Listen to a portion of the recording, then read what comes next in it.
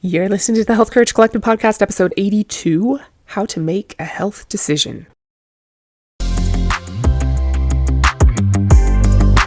Welcome to the Health Courage Collective podcast, the show for women who are too busy to slog through hours of generalized, inapplicable, and often contradictory health information, but too smart to ignore that a few minutes of focused attention now can prevent years of suffering in the future.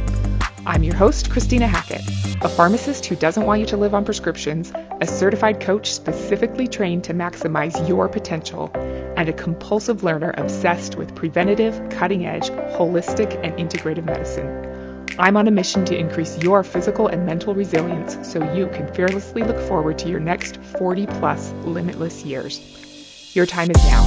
Let's go. Hello, my friend, and welcome to another episode. I'm so glad to be here with you on this lovely January day. Are you cold? How is kindness affecting your health and wellness? Have you paid a little more attention to it this past week? Have you found a trigger to help you look for opportunities to be just a little more kind, a little more regularly? It's so good for you. After I wrote that episode, I heard Brené Brown in her book, Atlas of the Heart, which is fantastic, by the way, say that one of the truest things she's ever heard about regret in her life was this quote from George Saunders' 2013 commencement address at Syracuse University. He said, "What I regret most in my life are failures of kindness. Those moments when another human being was there in front of me, suffering, and I responded sensibly." End quote. Isn't that so good?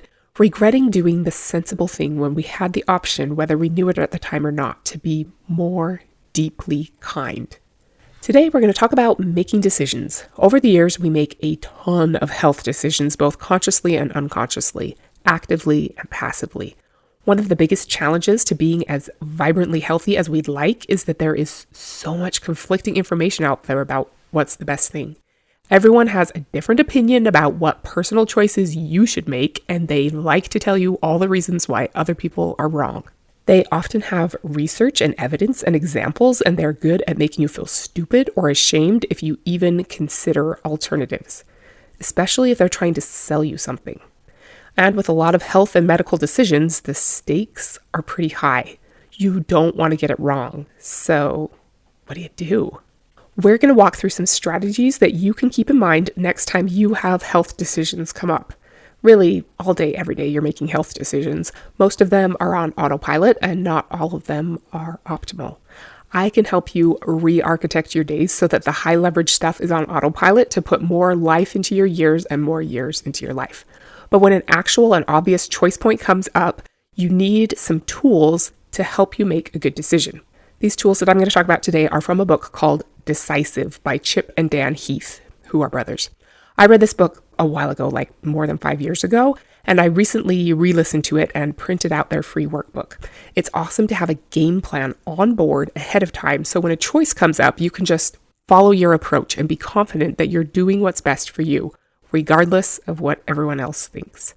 The Heath brothers say that the 4 villains of decision-making are narrow framing, confirmation bias, short-term emotion, and overconfidence in our ability to predict outcomes.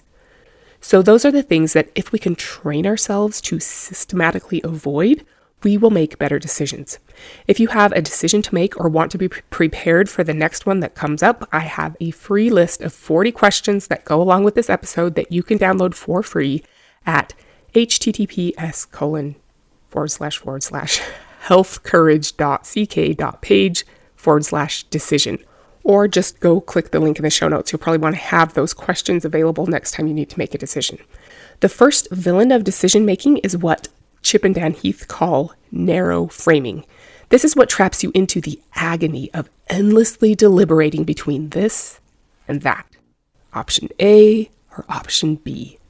Yes, you can make a pros and cons list, and that might be helpful, but the very first thing to do when choosing between 2 options, whether it's 2 good options or 2 bad options, is to ask whether you can choose both or neither.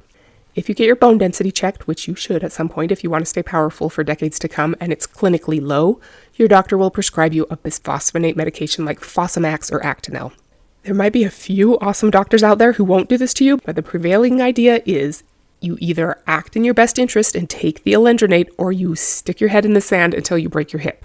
The choice is to either take the drug and run the risks, which are many, or refuse the drug and run the risks, which are many. The best option for most people, though, is actually none of the above. There are so many way better options. I'll have to stop there before I go way off on a bone density tangent because I love it and you can absolutely control it. But if you ever have a hard time choosing between two options, first stop and consider what other options might exist that you haven't considered, or whether you can have some of both. Something else to consider is opportunity cost. I'm sure you've heard of that before, but do you usually actively think about it? Not just which choice is better, but what will making this choice cost me? It's better to avoid taking ibuprofen if you can for a myriad of reasons, and there are other options. But if not taking it means you have to lie unmoving in a darkened room for 6 hours, maybe the increased blood pressure and intestinal permeability are less of a price to pay than a whole day of misery. Or there are so many cool gadgets you can buy to improve your health, and they're so fun to learn about and shop for, and the salespeople are awesome at convincing you that you need them. But what could you get if you didn't spend the money on a Nano V, which is something I totally want, by the way, and I'm eventually going to buy one. I even got to try one in December, and it was awesome. But how many prepped meals could you buy instead? How many months of a gym membership? How many days off of work? Is there something else that would get you closer to your goal that you haven't considered spending that money on before now? All you need is a weak hint of an alternative to start opening up your mind to what you could be missing out on by choosing this. A good question to ask yourself is, what resources am I considering spending on this? It could be money, time, willpower, mental energy, physical energy, gas for your car, whatever. Then ask what would be the next best use of that resource. Then you can start to see whether you want to invest that resource in this thing or if it would be better spent somewhere else. Back in episode 62, we talked about playing not to lose. This is an important concept, so go back and listen to that one if it strikes your fancy. If you'd rather thrive than merely survive. Because one of the ways to make a better decision is to make sure you're not only in what Chip and Dan Heath call prevention mindset. You probably won't make the best decision if you're only playing not to lose. Chip and Dan Heath call it siege mentality. That fits it pretty well. It's so easy, especially with medical stuff, to feel like you're under siege, and the most important thing is to limit the destruction. If you're making a decision purely to avoid something negative, there's probably a better choice. You can also get into trouble if you're making a decision purely from a promotion or an approach mindset. If you're going for something shiny and cool and don't even consider the potential pitfalls that need to be avoided, that can be bad too. Consider opportunities to actively go get the amazing thing you want, not just how to avoid or delay the thing you don't want. You can listen to episode 62 for more on that subject. This could be pretty obvious, but another way to make sure you're not limiting the options you're considering is to find someone else who has solved your problem. Whatever decision you're trying to make, there's probably someone somewhere who has faced and moved past that same dilemma. If you want to be part of a community of women who help one another in ways like this, I would love for you to go to healthcourage.ck.page/interest to get on my interest list to join my community of like-minded women who are here to help and support one another. I think we all need a little more connection and discourse with like-minded women to be able to apply these, yeah, that sounds nice, kind of ideas in our real lives. I know it's been super helpful for me just to spend a few minutes here or there hearing how people apply things in their actual, real, busy, messy life. And it's also super rewarding to be able to share something that helps you and help someone else. So let's do that together, shall we? We can rise together. You can also, of course, Google your issue and spend 15 minutes seeing what comes up and if there's someone who describes what they did in your situation. Another option is to send out a question by email or text or social media to people you know but aren't close enough to you to already know about your problem. You can just ask them if they know anyone who might have an insight for you. It might be a friend of an acquaintance who can help give you some perspective. Okay, those ideas all help us avoid being stuck in a narrow frame with unnecessarily limited options. The next villain of a decision making is confirmation bias. We all have the tendency to believe that we're gathering good, trustworthy information, but we all are prone to seeking out information that confirms what we're already consciously or unconsciously leaning toward. We don't realize it, but we're not collecting data to help us make a good decision. We're gathering proof that we're right. It's very sneaky, but we all do it, and we can't quite eliminate it, but we can and should seek to minimize it. The first thing you can do is consider why what you think is the right choice could be the wrong choice. If you're pretty sure starting an exercise program is a better way to lower your high blood pressure than taking hydrochlorothiazide or lisinopril, consider what might make it the worst thing to do. Could you start exercising and have your blood pressure go way up? Could it go so high that you have a hypertensive crisis, a heart attack, or a stroke? Would you be as religiously consistent about exercise as it would be easy to pop a pill every day? It's also good to purposefully seek out disagreement, not like the kind you have to resolve with an arm wrestling match, the armed conflict, but constructive disagreement. I think this is huge. We're going to talk more about it in the future. If you can make it a habit to seek out on purpose and really try to listen to the opposite point of view, your life would be so much better. Think how much wiser you'd be if you could actually understand both sides. If most people were to do this, the whole world would be a totally different place. You could find a person who disagrees with you to have a conversation with, but you could also just read or listen to an opposing point of view. Not to argue back, just to try to understand. It would be best if your so-called devil's advocate person had no personal agenda or involvement in your decision. Another way to get better at almost everything in life is to learn to ask better questions. We're all prone to think we're accumulating good data and valuable opinions by asking questions like, what do you think? Is this a good idea? Do you like it? We think we're being objective, but we're actually just fishing for support. It takes a little effort, but the payoff is so worth it. If you can start asking questions like, what's the biggest obstacle you see to what I'm trying to do? Or, if I failed, what do you think would be the most likely reason for that? I love the question, what would have to be true for each of these choices to be the best possible choice? So good. Also, what would have to be true for my least favorite option to actually be the best one? What data would I need to convince me of that? Your best answers will come from probing questions related to how you're most likely going to fail, or how your favorite option might actually be the wrong choice. You can also avoid confirmation bias by considering statistics, actual base rate data about people who have gone down that path. This would be like checking how many stars a product has across the board on the Amazon reviews or whatever. What overall experience or success does the population at large have with this choice? And then you also need to consider the personal experiences of individual people close up, not their predictions or intuition, but their actual lived experience. What is it personally like to live with this decision? This would be like visiting someone who controls their blood pressure with celery juice. What's it like to have to be constantly shopping for organic celery? How long does it take to clean your juicer every day? How loud is it? Does it wake up your family or freak out your dog? What do you miss out on because you spend so much time juicing? How often do you miss your daily dose? What other benefits have you noticed? Is there anything unexpectedly fun about being a juicer? Something else to consider is that we are notoriously bad at predicting the future. We think we're way better at it than we actually are. So, if at all possible, don't try to predict the future when you can know. Is there anything you can do to dip your toe in the new decision without having to jump all the way in? What kind of experiment could you devise to try out your new idea for a brief period of time?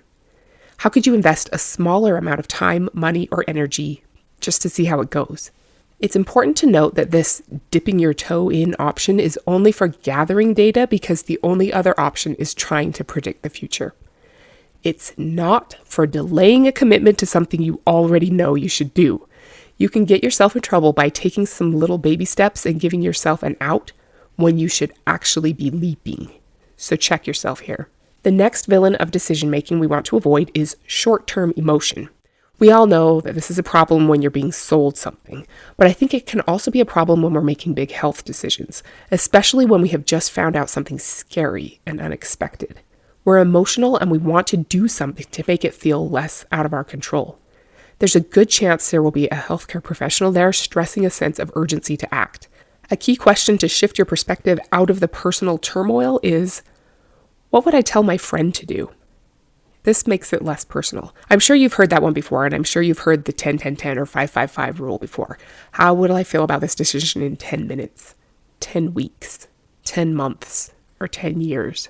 If you're stuck between choices, it makes sense to let your most important value or priority be the tiebreaker. This means you have to know what you're trying to achieve, what you value, and in what order.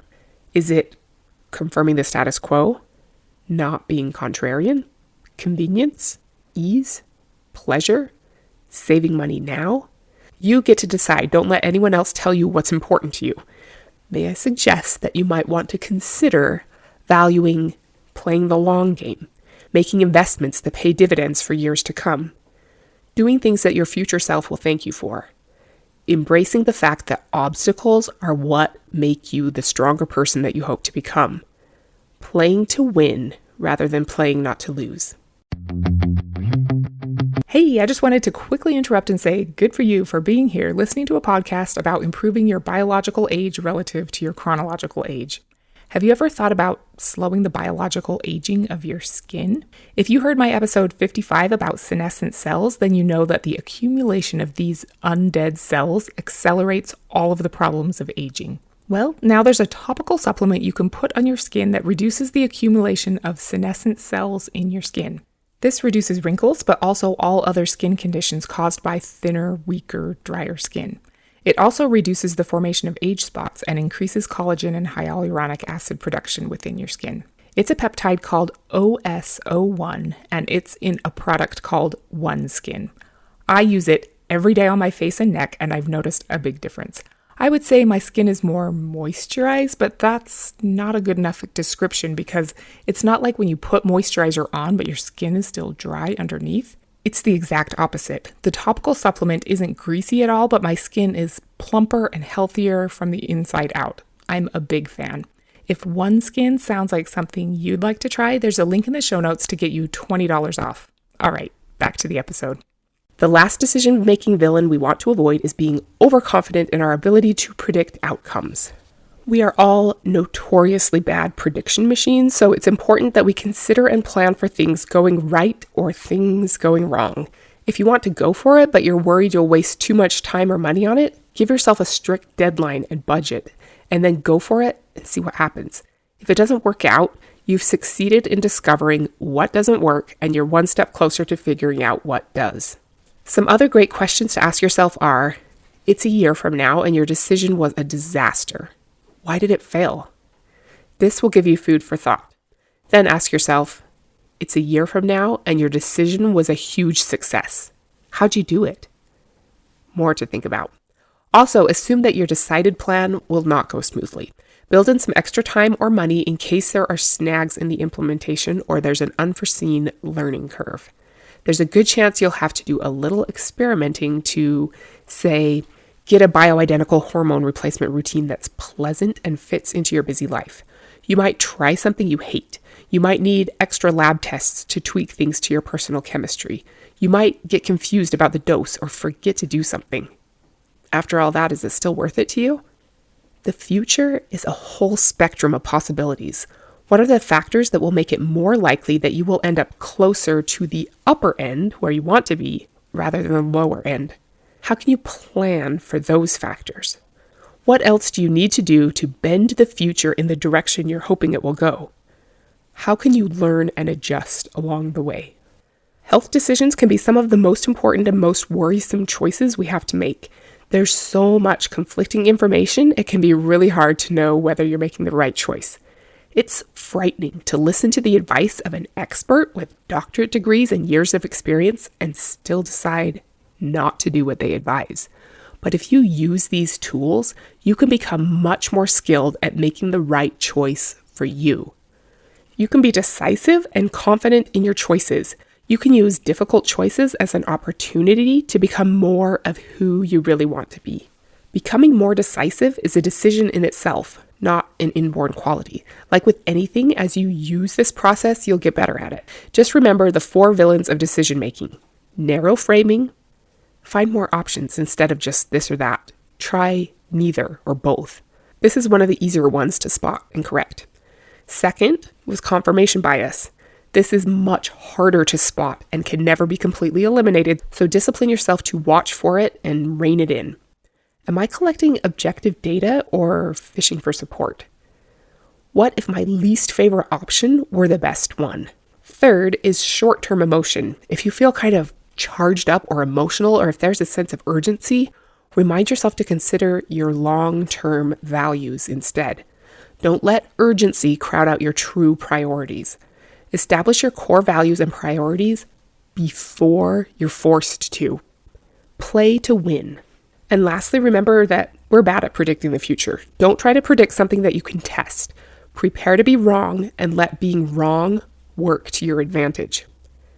You've got this. If you need help, I'm always here for you. I'd be happy to talk it through with you to see if we could discover which of these tools would help you the most. Send me a message. And remember, if you want a free list of 40 questions that can help you make a better decision, head over to healthcourage.ck.page/decision or click the link in the show notes and download yours for free. Sometimes one good question is all you need to really think about something in a new and helpful way. Next week, we're going to talk about sedentary exercisers. Until then, be decisive and don't be normal. Thank you so much for tuning into the Health Courage Collective podcast. I am truly honored that you have paid me the enormous compliment of your time and attention. I would be so grateful if you would share this podcast with someone you know and subscribe so you never miss an episode. This podcast is for entertainment and information purposes only. Statements and views on this podcast are not medical advice.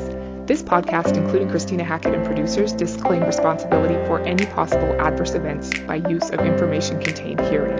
If you think you have a medical problem, consult a licensed